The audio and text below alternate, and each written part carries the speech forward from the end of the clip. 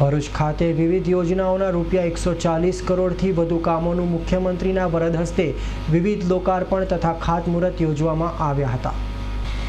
મુખ્યમંત્રી આનંદીબેન પટેલે સ્પષ્ટપણે જણાવ્યું કે દ્રઢ ઈચ્છાશક્તિ અને જનસહયોગથી આ સરકારે વિકાસના બહુવિધ કાર્યો પાર પાડ્યા છે।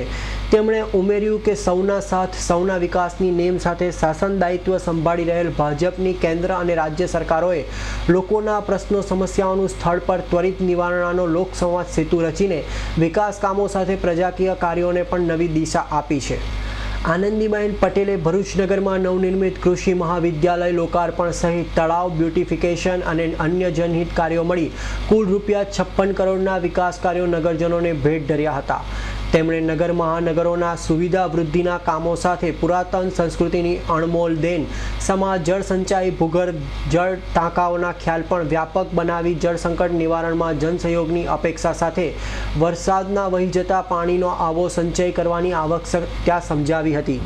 મુખ્યમંત્રીએ કોંગ્રેસ પર પ્રહાર કરતા કહ્યું કે પાણી આરોગ્ય સેવા શિક્ષણ જેવી પાયાની સુવિધા સુપેરે પહોંચાડવા તથા લોક સમસ્યાઓના સુચારુ ઉકેલ માટે અમે પ્રજા સાથે સીધો સંવાદ લોકસંવાદ સેતુથી સાધ્યો છે। આવો પ્રજાકીય સંવાદ સેતુ ભૂતકાળના કોંગ્રેસી શાસકો સ્થાપી ના શક્યા અને પ્રજાની નાળ પારખવામાં નિષ્ફળ ગયા, તેથી તેમને લોકોએ ઘર ભેગા કર્યા।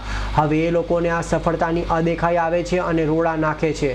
મુખ્યમંત્રી આનંદીબેન પટેલે શૌચાલયોના અભાવે માતા બહેનોને પડતી હાલાકીનો ચિતાર રજૂ કરી સામાજિક અને વૈચારિક પરિવર્તન સાથે રાજ્યના સર્વાગ્રાહી વિકાસમાં સહિયારા પ્રયાસોની હિમાયત કરી હતી। રાજ્યમાં બાળકો સહિત યુવક યુવતીઓમાં રહેલી સુસુપ્ત શક્તિઓને ખીલવવાની અને ભાવિ પેઢીમાં સંસ્કાર સિંચન કરવાની આપણી સૌની જવાબદારી છે તેમ તેમણે જણાવ્યું હતું। સુરતની 4 બહાદુર યુવતીઓએ મોટરસાઇકલ ઉપર બેટી બચાવોના સંદેશા સાથે વિશ્વ પ્રવાસની જે પહેલ કરી છે તેનો ઉલ્લેખ કરીને તેમણે રાજ્યની આવી સાહસિક યુવતીઓના વિશ્વ પ્રવાસને સશક્તિકરણ અને સમાજ જાગૃતિની મિસાલ ગણાવ્યા હતા।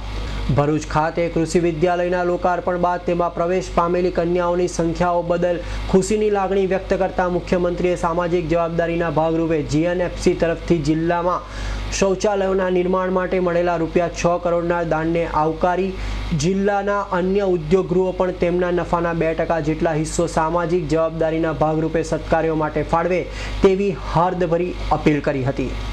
ભરૂચ જિલ્લાના પ્રભારી મંત્રી પ્રદીપસિંહજી જાડેજાએ આગામી તારીખ 22મી મે 2016ના રોજ મુખ્યમંત્રી આનંદીબેન પટેલના શાસનકાળના પૂર્ણ થતા 2 વર્ષ દરમિયાન તેમણે ભરૂચ જિલ્લાની ચિંતા કરીને લીધેલી 8 જેટલી મુલાકાતોની તારીખ રજૂ કરી ભરૂચના વિકાસ કાર્યોમાં વિઘ્નો નાખતા તત્વોને ઓળખી લેવા માટે પ્રજાજનોને આહ્વાન કર્યું હતું। શ્રી જાડેજાએ ભરૂચ જિલ્લામાં થયેલા વિકાસ કામોની પણ વિગતો રજૂ કરી હતી।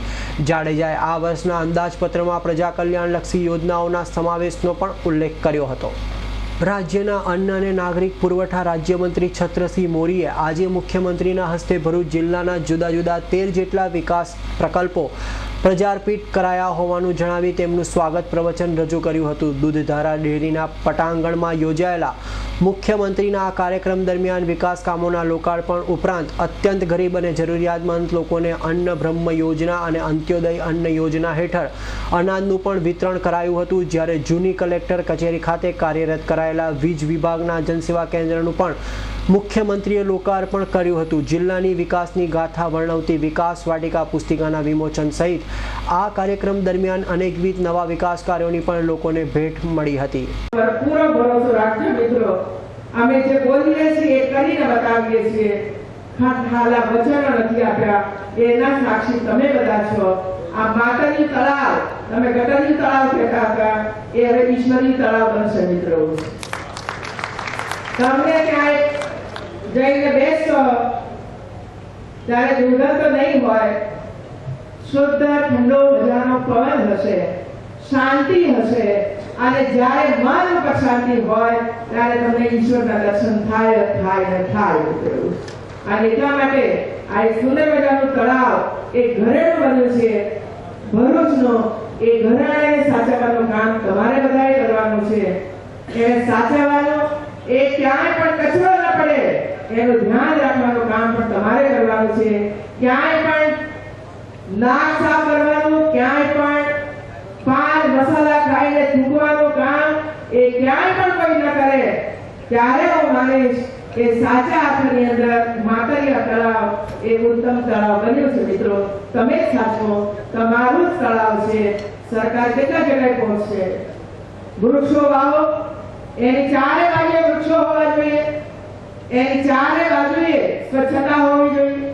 અને એટલા માટે જ્યાં પણ આવા સુંદર મજાના તળાવો આપણી સરકારના સમયમાં થયા છે, ભલે કોઈ એમ કે મેં એમાં રૂપિયા આપ્યા. જા ભાઈ, હા, તમે ભરૂચના એટલે બધે તમે રૂપિયા ડબ કર્યા કરો, એવું છે.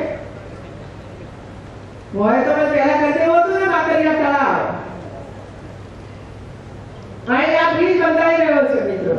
તમને ખબર છે ને 2011માં બધા દોડતું આખું કેન્દ્ર સરકારે ઉમટી પડી હતી. અને ઉમટી પડીને ખાતમુહૂર્ત કર્યું હતું કે અમે આ બ્રિજ બનાવીશું. 2 વર્ષ થઈ ગયા, પથ્થરો ક્યાં ગયો એ ખબર ના પડી. અને અત્યારે એનડીએ સરકારે આપેલા નાણાંથી, નરેન્દ્રભાઈ આપેલા નાણાંથી અત્યારે એક બ્રિજ બની રહ્યો છે મિત્રો. અને આ વચ્ચે ગોલ્ડન બ્રિજ જે રાજ્ય સરકારના ખર્ચથી બની રહ્યો છે મિત્રો. તો ભરૂચ તો આટલું તો નથી, તમે જન્નત આપી છે, જન્નત આપી છે ભાઈ. અને એવા સપના સેવાના બંધ કરો અને ગુજરાતની પ્રજાની સેવા કરશો તો કંઈક 2% મળશે, બાકી કાંઈ મળવાનું નથી.